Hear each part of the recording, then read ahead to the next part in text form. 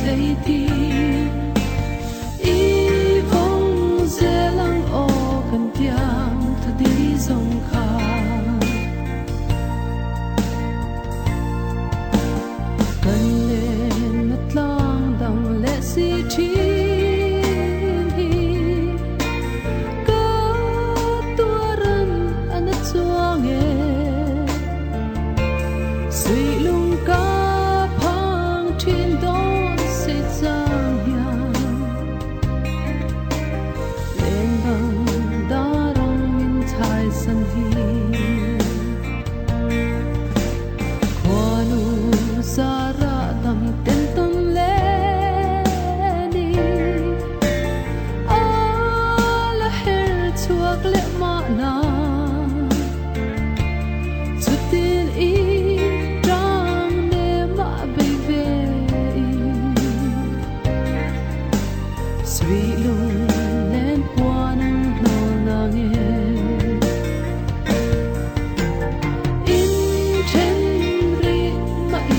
Zawlkhaw ti tleitir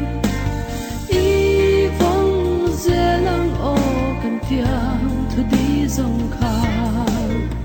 công thiam hui và tết lo kỳ và lên ta là Zawlkhaw an tual vùng yang đi lên môi bia thu va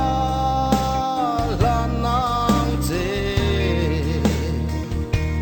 izol pal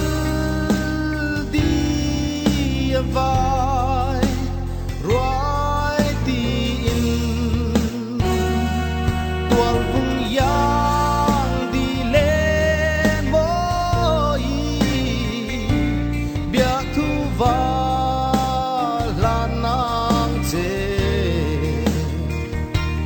izol pal di vai